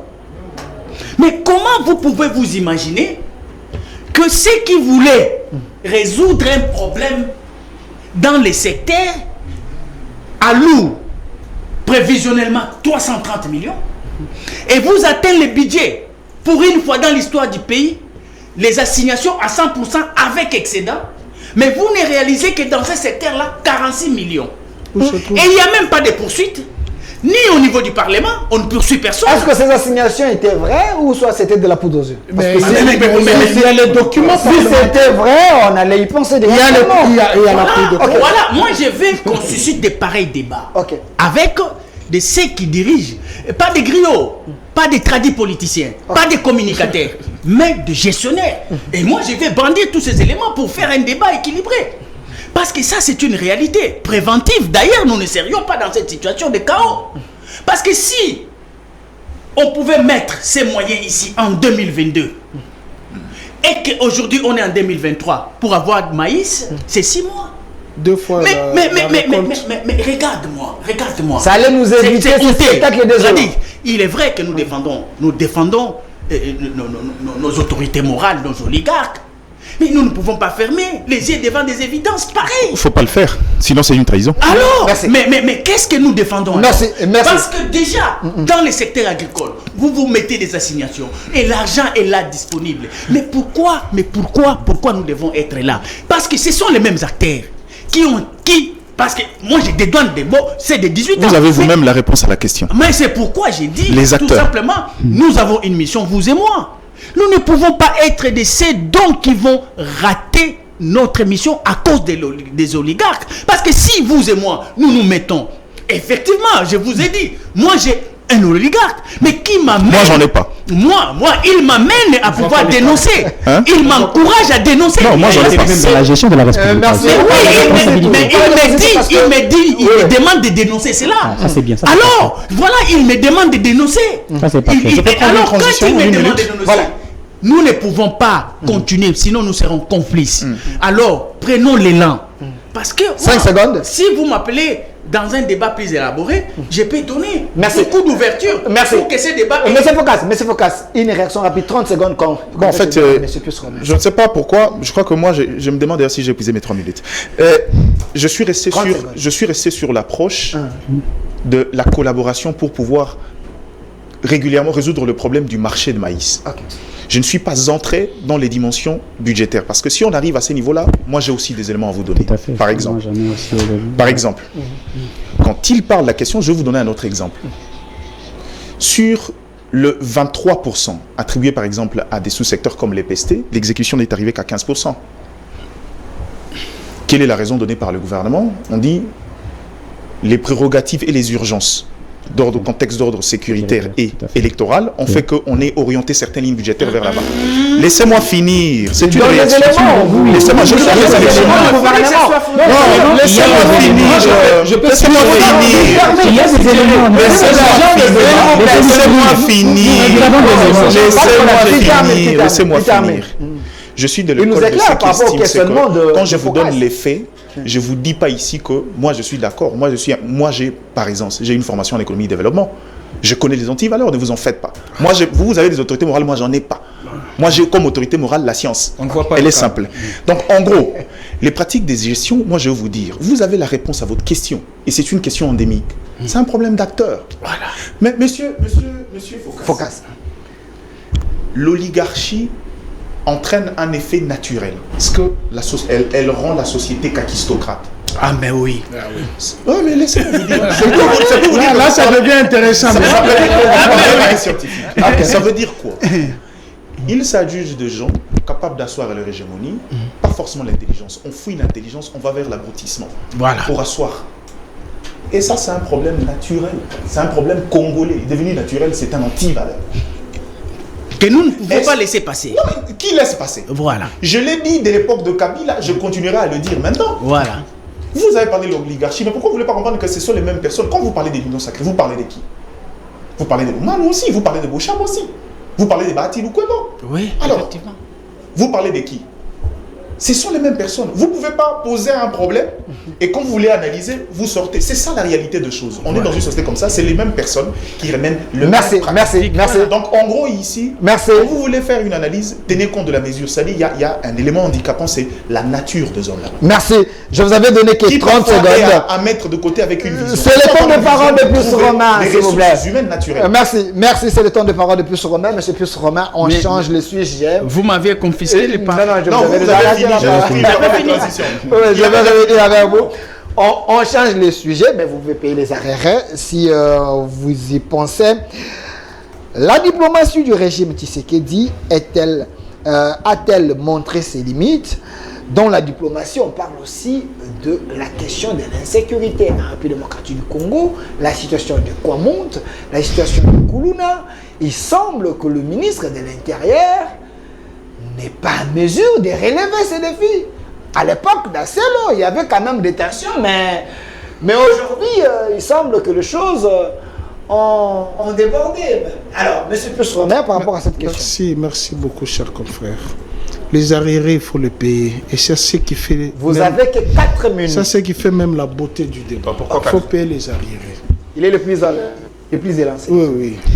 Pas plus que moi. J'ai entendu parler ici qu'il ne nous a pas légué le Gabon, qu'il a promis qu'il va nous donner le Qatar. Je ne sais pas en quel moment Joseph Kabila a dit je vais vous donner le Qatar. Ok, c'est Je ne sais pas. Mais parlons du Gabon. Les réalisations faites par Joseph Kabila en 18 ans, avec ses partisans. Non, c'est ça qui fait la beauté. Non, c'est pas la beauté. Non, c'est moi, je suis c'est sa gestion, 4 minutes. Il a fait 4 minutes. Non, puisque ici, avec ce régime... Il faut comparer avec l'accord. Après lui, c'est vous. Le régime ici a tendance à jeter les sorts sur les régimes précédents. Mon frère vous a donné la leçon de l'État et de la République. Si Tshilombo aurait hérité la République de la manière dont les Kabila l'ont hérité, double pillage, 91-93, 7 années de transition, je pense à cette époque, vous avez 10 ans, vous ne savez pas ce qui s'est passé pendant cette époque, 7 années de transition, avec une monnaie vacillante, sans aucune institution, nous serions perdus avec la diplomatie de Tshilombo. Si Tshilombo aurait hérité le pays de cette manière-là, sans aucune armée, nous serions perdus. Le Gabon n'a qu'une superficie de 267 667 km², qui ne vaut pas même la taille de Kinshasa, avec une population de 2 millions, alors que Kinshasa est dans les 16 millions, avec une superficie de 9 965 km². C'est-à-dire le Gabon est englouti à Kinshasa. Donc si on prend les réalisations faites par Joseph Kabila, à travers toute la République, on les met dans le Gabon, c'est plus que le Gabon actuel. Et vous êtes conscient de ça. Et vous êtes conscient de ça. Nous avons un pays gigantesque, plus que même la Turquie, plus que la France. Et pour y construire, pourquoi je condamne tous les dirigeants, y compris Kabila, que lui dit, y compris Kabila. Il parle de tout. Ouais, je suis élégant. Y compris Bahati, bien qu'il soit mort. Y compris aussi Kabila. Il a géré 14 ans. Y compris Kabila. Y compris l'actuel ministre. Il assume aussi Kabila. Mais je vous dis, je condamne tous les dirigeants. Y compris Kabila. Il y a les exceptions. Non, sauf Kabila. Et vous ne pouvez pas comparer Kabila avec Tshisekedi. Il n'arrive même pas à la cheville de Kabila sur toute réalisation. Il a co-géré avec tous ceux qui sont aujourd'hui dans l'Union sacrée. Il ne s'est jamais plaint. Il n'a jamais doigté. Répondez à ma question, monsieur. Alors, mais à la question de la diplomatie, j'ai entendu mon frère, il dit il faut chercher le partenaire agricole. Oui, vous avez raison. Il faut chercher le partenaire agricole. Mais nous en avons ici, chez nous, que vous avez fermé les bureaux, le régime a fermé. Je continue à dire, le code 411, le code douanier, a été bouché à cause de Marie-Olive Lembe Kabila. Avec égal. Nous avons des fermes ici. Nous avons des fermes ici. Dans le Congo central, il y a des fermes. Dans le Katanga, il y a les fermes. Dans le Bandundu, il y a des fermes. Dans la province orientale, il y a des fermes. À l'équateur, il y a des fermes. L'argent dont Focas vous parle de 328 millions. Vous pensez que si vous regroupez les fermiers sérieux ici, au Congo, nous serons ici dans cette honte d'aller en Afrique du Sud. Vous savez pourquoi l'Afrique du Sud nous a refusé le maïs? D'abord, il semble qu'il y a des coups de téléphone. Il n'y a pas de coups de téléphone. On a bougé les un individu, et c'est une honte de le dire. C'est une honte. J'ai suivi M. Fumuto. Non! Ils ont dit, il semble. Posez d'abord la question à Eric, lui qui est de l'Union Sacrée. Où sont nos 6 millions de Thompson? Vous êtes un peu passéiste. Non, la Namibie, c'est voisine. Okay. C'est voisine de l'Afrique du Sud. Okay. Vous pensez que cette question échappe à l'international? Vous avez escroqué la population. Escroqué? Où sont nos 6 millions de Thompson? Où sont nos Thompson? Depuis 2020, où sont nos Thompson? Jusqu'à présent, nous attendons la pêche. Le ministre a été viré pour ça. Où est l'argent? L'argent est rentré. Et Kamer est là comme... S'il te plaît. Kamer est là comme ministre de l'économie. La continuité de l'État. S'il te plaît, il y a certaines choses que vous ne pouvez pas dire. Évidemment. Il y a certaines choses que vous ne pouvez pas dire. Il a été sanctionné. Il a fait la prison. Oui, vous avez... C'est la production AFDC. C'est pour l'incompétence. La production AFDC. Il est de l'AFDC. Je vais répondre, vous en faites pas. Je suis prêt. Vous dites, le ministre a été sanctionné. A-t-il répondu de la justice? Il n'y a que les autres qui répondent à la justice. Tous ceux qui sont de l'Union Sacrée, qui ont volé, qui ont détourné, Eteni Longondo, l'argent de Covid. Il est sorti. Une semaine après, il a commencé à danser. Mais je dis Eteni Longondo, l'argent de la Covid. Henri Thomas Lokondo, paix à son âme, il a demandé combien de fois de réexaminer cette question de Covid ici à l'Assemblée nationale. L'argent que les partenaires ont donné, ça produit quoi? Jusqu'à aujourd'hui, il y a certains infirmiers qui ne sont pas payés, qui ont travaillé dans ce secteur. La question de la diplomatie et de l'insécurité. Un peu démocratie du Congo. L'agriculture me taraude puisque nous mangeons chaque jour, mais la question semble un peu déviée. Vous parlez de la diplomatie. Eric, regardez-moi. Où est la diplomatie agissante? Vous avez chanté dans les médias. Donnez-moi la photo du chef. Diplomatie agissante. Les pays n'étaient pas ouverts au monde. Kabila a isolé les pays. Voilà là où vous nous avez mis. Avec votre approche diplomatique. Vous êtes allé dans la gueule de notre bourreau. Si, qui oublie que Kagame, c'est le représentant du diable sur la terre? Qui est le frère de l'actuel chef de l'État? Frère africain. Est-ce que De Gaulle pouvait un jour se mettre sur une même table avec Hitler? Les Français vont les décapiter. Vous savez ce que Hitler a commis comme dégâts en Europe? Les nazis ont développé la technologie allemande. Il n'y a pas une industrie allemande qui n'est pas passée par les nazis. Mais ils sont passés au procès de Nuremberg. Puisqu'ils ont causé du tort aux Allemands. Ils ont causé du tort au monde. Et Maréchal Pétain a été tué pour ça. L'UDPS a causé du tort aux Congolais. L'UDPS gère par défi, par arrogance. Dans leur tête, il n'y a rien. Vous dites. Je dis l'UDPS gère par arrogance. Il y a des hommes intelligents. Il n'y en a pas. S'il y avait des hommes... Il y a des professeurs là-bas. Mais je Paul Chilumbo, il y a s'il te plaît, il y a des gens intelligents. Claude Ngoma vous a dit, si Kabila a construit 2000 km, leur régime a insulté tout le monde, y compris Dieu lui-même. Mais il ne devrait pas faire 2000 km. Il devrait faire 6000 km. Plus que les autres régimes, plus que s'estimant meilleur. C'est pourquoi Focas dit, on ne peut pas dédouaner ces régimes. C'est un régime d'abord qui a insulté tout le monde. La culture d'injure vient de ces régimes.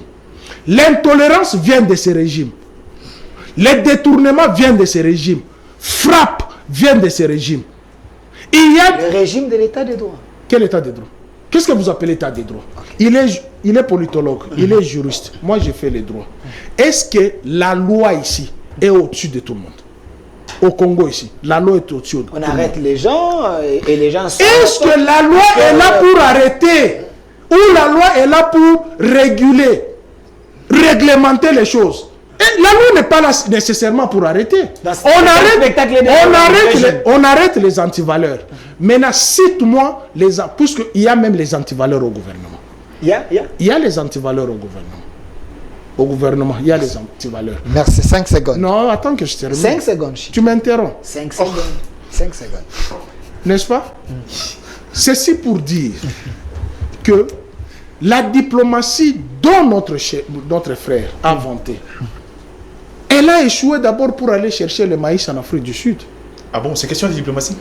Mais attends. Il n'y a pas l'approche diplomatique là-dedans. Vous pouvez aller dans un pays où vous n'avez pas une représentation diplomatique. Mais ça peut continuer. Politiquement, il y a une approche diplomatique. Comment vous pouvez nier? Pourquoi vous pouvez nier ces diplômes? Je vous comprends que vous êtes des économistes. Vous ne pouvez pas comprendre. Est-ce qu'avant d'aller là-bas, n'ont-ils pas cherché les visas pour aller en Afrique du Sud? Ils sont allés chercher les visas. Je suis professeur d'enseignement gratuit. Merci, M. Bissouromé. 5 secondes. Je termine. Tu m'interromps mes idées. 5 secondes. Tu interromps mes 5 idées. 5 secondes. N'est-ce pas? C'est une honte. Ce que je peux demander à Chilombo, c'est de s'humilier. Même la Bible elle-même dit l'orgueil précède la chute. On ne peut pas gouverner par orgueil. Rien ne va. Il a dos au mur. Merci. Il doit se repentir. Merci. Pour revenir à la raison. Tout ce qu'on nous a promis, le peuple d'abord, c'est le ventre d'abord. L'Allemagne d'Afrique, regardez nos routes ici. Tu as d'abord en venant ici, tu as demandé s'il y avait les embouteillages. Merci. Monsieur Bissouromé, proche de Joseph Kabila et de Maman Livlemé. Alors, Monsieur Eric Chiswaka, vous êtes de la FDC. La question de la diplomatie, on en parle. Est-ce l'actuelle diplomatie est-elle d'abord les 6 millions. Est-elle agissante ou défaillante? Et aussi la question et c'est pour la question de la sécurité de Kinshasa ou de la République démocratique du Congo. Il semble que le ministre de l'Intérieur n'arrive pas à relever les défis. Kwamount pose problème. Merci une fois de plus pour la question. Je vais d'abord recadrer certaines choses, c'est très important. J'ai suivi M. Claude Ngoma qui avez 3 minutes. Qui a dit que dans ces pays, nous avons un problème de la politique monétaire. Mais je vous dirais que nous n'avons pas un problème de la politique monétaire, nous avons beaucoup plus un problème de la politique économique. Pour définir la force, laissez-moi parler, je vous ai laissé. C'est son temps de parole. Pour définir la force de la politique monétaire, il faut définir la force de la politique économique. C'est-à-dire, quand nous parlons de la production de l'économie interne, de la production locale, cela peut faire en sorte que nous puissions avoir une monnaie forte. C'est-à-dire, on peut aujourd'hui cultiver, avoir des choses, vendre, etc. Et ça fait aussi même la force de la monnaie. Ça fait aussi même la stabilisation de la monnaie. Et donc, il n'y a pas de problème de la politique monétaire, mais ça, je l'ai dit, il faut que nous travaillions notre économie sur le plan interne. Et c'est un travail de dur labeur. Il faudrait que nous en fassions. Alors, j'aimerais revenir ici. Je crois que M. Focas, avec qui j'ai beaucoup de respect, il a parlé ici, quand j'ai parlé de la refondation de l'État, il dit qu'il faudrait mettre le basique, organisation, etc. Il faudrait mettre le basique. Il a beaucoup plus parlé de ce que j'ai aimé de la culture politique. J'aimerais poser la question, cette culture politique existait, elle était bonne sous la gestion de Mobutu ou de Kabila? Puisque j'ai tendance à croire ici, c'est comme si cette culture politique... Moi, je parle de principe, je ne parle pas des individus. Non, mais je vais vous répondre, je suis en train de vous répondre. Je me pose la question, c'est cette culture politique... Vous avez parlé de la réorganisation et de la refondation, évidemment. Ma réflexion, votre réflexion est bonne. N'est pas une fixation sur une personne ou un régime. C'est pas une personne. Vous avez parlé de la culture politique. Je respecte ce que vous dites. Vous avez dit, il n'y a pas de problème de la refondation. Étant politologue, je vous le concède. Vous avez dit, il y a plus de problème de l'organisation, si je voudrais dire ici. Oui. Alors, est-ce que cette organisation, la non-existence de cette organisation n'a qu'existé ou a commencé à exister sous le régime de Tshisekedi? Ce n'est pas ça les débats. Non, mais laissez-moi parler, s'il vous plaît. C'est une question. Il se pose des questions. Je me suis par rapport à c'est pas à vous que je m'intéresse. Je vais le répondre. Je vais le répondre, puisque je reviens à vous. J'ai aimé votre argument, votre philosophie, votre manière de cogiter, c'est parfait, je suis d'accord avec vous. Je suis d'accord. Mais je parle de cette culture politique. Est-ce qu'elle a existé sous la gestion de Mobutu, de Joseph Kabila, etc. Non.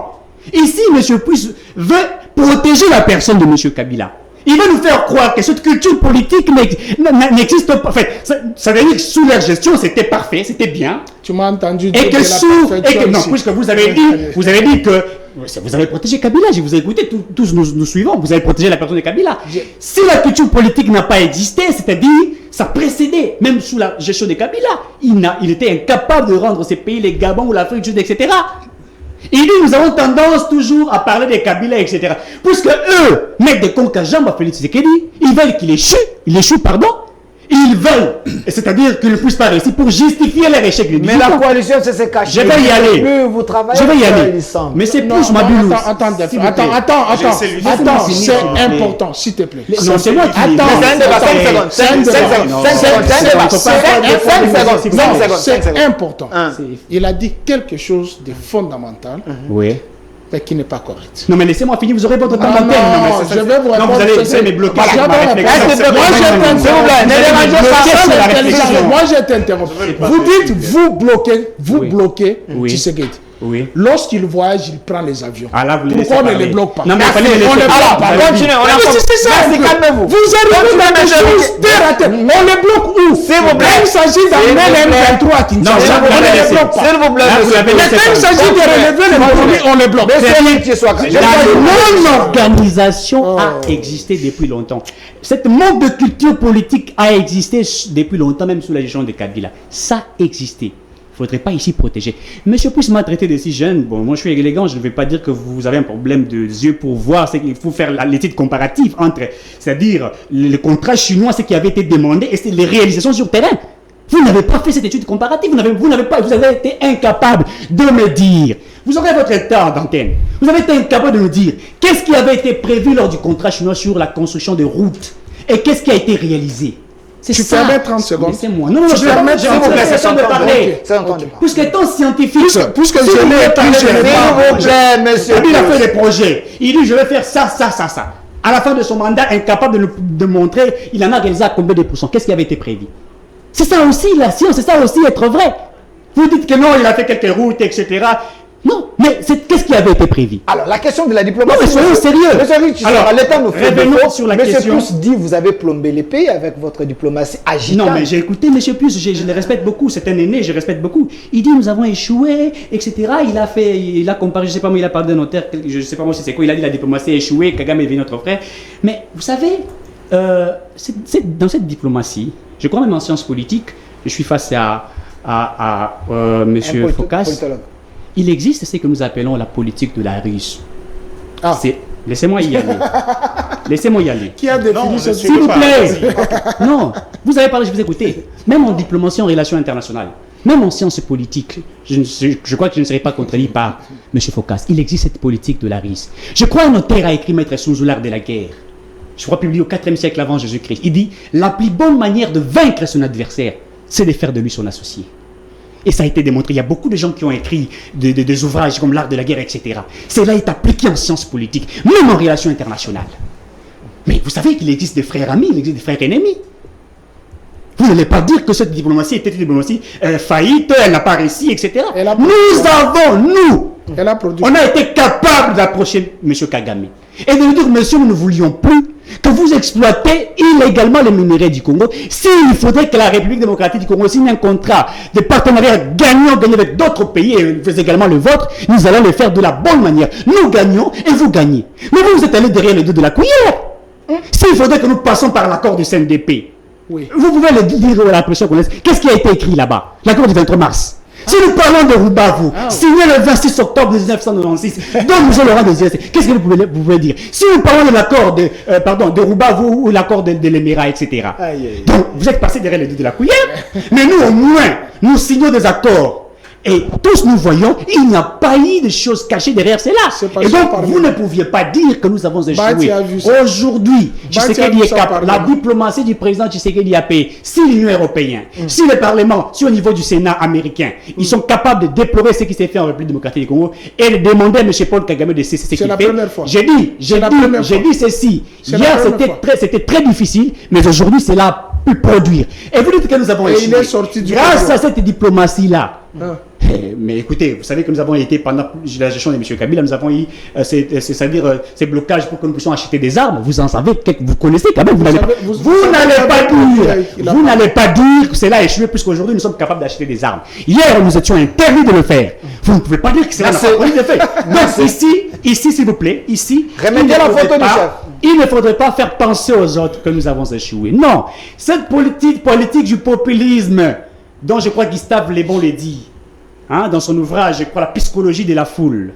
Il dit certains acteurs politiques utilisent beaucoup plus les discours du populisme pour attirer les autres vers eux. Mais en réalité, ils sont improductifs, ils ne savent rien produire. Vous ne pouvez pas mentir à cette population. Il faudrait que nous fassions une étude comparative des réalisations faites par 18 ans avec Joseph Kabila, et ce que nous avons fait en 4 ans, je parle d'une étude comparative. Mais vous ne pouvez pas dire que vous avez fait plus. Merci, monsieur. Vous avez réalisé beaucoup de choses. On a la fin. Soyons élégants, s'il vous plaît. Il ne faudrait pas tirer sur le président de la République pour dire qu'il a échoué, monsieur. Merci. Et puis, Romain, on me fait signer à la fin, je vous donne le mot. S'il vous plaît, je vous donne le mot de la fin. Monsieur Freddy, remettez la photo du chef, on parle de lui quand même. Alors, monsieur Claude Ngoma, c'est votre mot de la fin par rapport à la question de la diplomatie et la situation sécuritaire en RDC et de l'Est. Quoi comprendre? Tshisekedi et son régime sont en train de relever les défis. Je veux vous dire, mon cher Delphin, la présence de M. Félix Antoine Tshilombo à la SADC, pour moi, c'est une expression de l'échec diplomatique.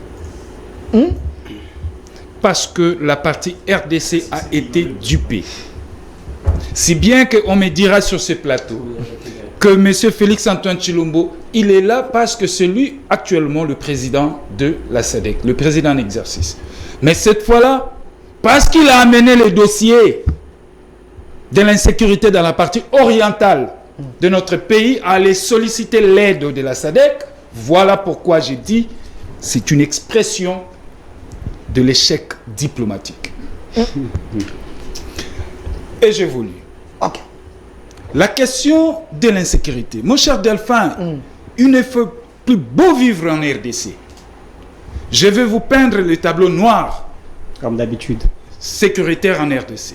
Dans la partie orientale, vous avez le M23 et autres. Vous arrivez au centre, il y a des enlèvements, la famine et tout. En RDC, et à Kinshasa et à l'ouest, vous avez le Kuluna et autres. Vous oubliez le Katanga, je lui ai envoyé les images. Et les Katanga. Il ne fait plus beau vivre en RDC. D'où il y a l'absence criante de l'autorité de l'État. Raison pour laquelle tout à l'heure je parlais de l'organisation de l'État. Et dans le volet sécuritaire, nous devons porter des réformes de fond autour de notre police. Nous avons une police mal équipée. Nous avons une police qui n'a pas une logistique adaptée aux réalités actuelles. Nous avons une police l'effectif de la police même pose problème. Je vais vous dire, nous étions à Kwamout. Vous prenez le territoire de Kwamout, vous n'avez même pas 50 policiers. Comment vous pouviez comprendre cela? Voyez-vous?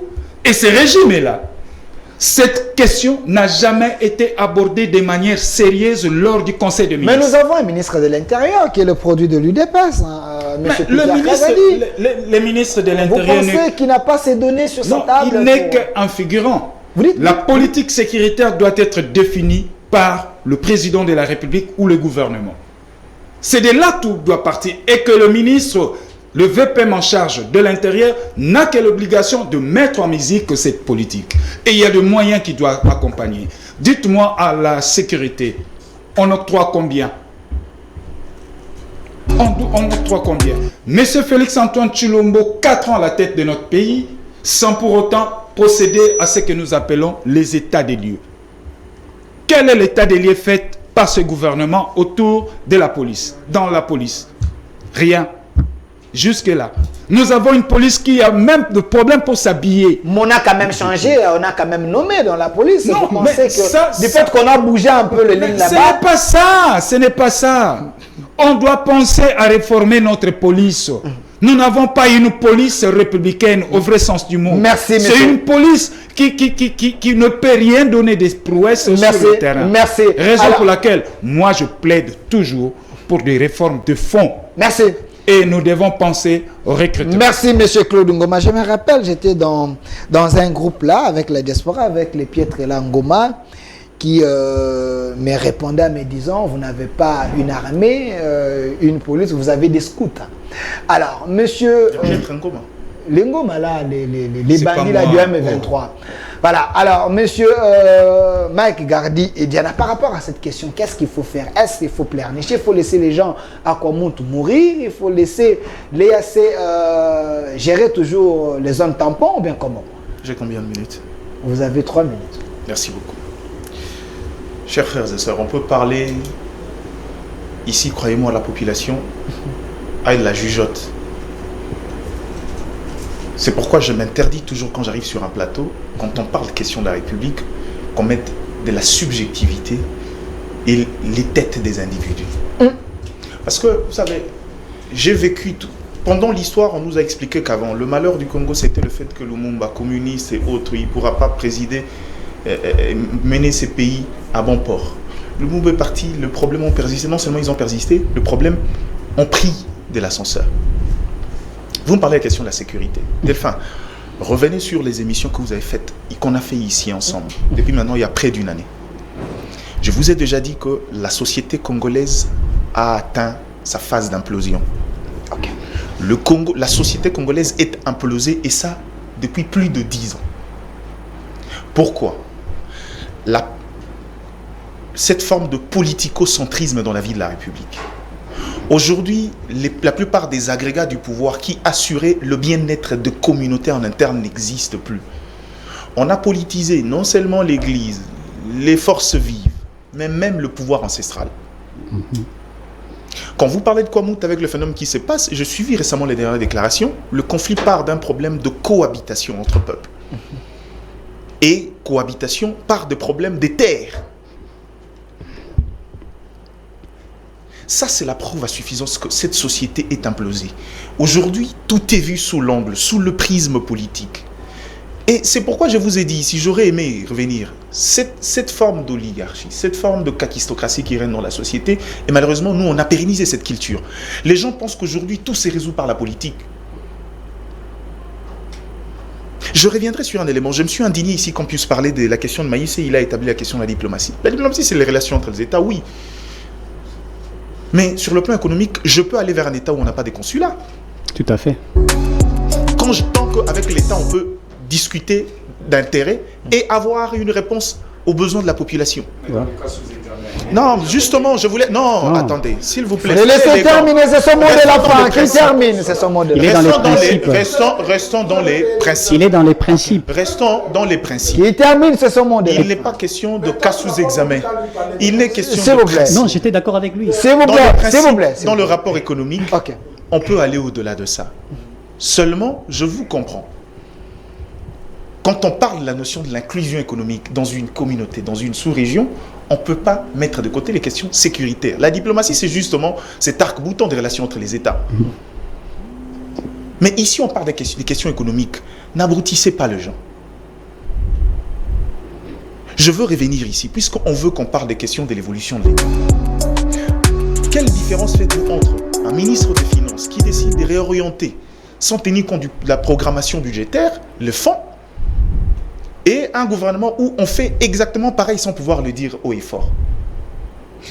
Est-ce qu'aujourd'hui, on va imposer à la population d'établir une comparaison entre des individus qui, d'une manière ou d'une autre, ont agi mal, et que finalement, on veut établir une hiérarchie entre qui a fait le mal, mais beaucoup plus que l'autre? Est-ce qu'aujourd'hui, les Congolais ne savent pas que sur le 822 millions du contrat chinois, l'exécution n'est restée qu'à 300 millions? Où sont passés les 502 millions? Vous parlez, quelqu'un a cité ici, la Chine n'a donné que 300 millions. C'est faux. Il y a eu une contradiction de la part de la déclaration de la CGT, de la part de M. Moïse Ekanga. La délégation chinoise a dit, je mets quiconque à défi, qu'ils viennent prouver ici. Est-ce qu'on est vraiment arrivé au niveau où on va se mettre à discuter sur les antivaleurs? Moi et toi, on est le mal, et qui d'entre nous a fait le moindre mal. Est-ce que c'est ça la société qu'on veut faire? 1 minute, Chité. En réalité, aujourd'hui, le Congo a beaucoup trop de problèmes. Ok. On passe sur la question de sécurité, je vous ai dit ici, il est temps qu'on réorganise la société. Je ne parle pas de l'État. La société congolaise, à la différence des autres États dans le monde, est une mosaïque. Quand on a en son sein plus de 450 ethnies, il est important de pouvoir asseoir les agrégats de pouvoir. Ça veut dire qu'ici, on est bantou. Dès lors que le sacré disparaît, dès lors qu'on n'a plus le respect pour le chef coutumier qui était l'arbitre au niveau interne, c'est ça la notion de la décentralisation. Dès lors qu'il n'existe pas et que tout, le pouvoir central s'accapare de tout, à quoi vous vous attendez? C'est peut-être aujourd'hui, maintenant, dans 5-10 ans, les conséquences seront graves. Merci. Pourquoi vous ne voulez pas attendre qu'on vous alerte en avance? Merci, M. Mike Gargidana.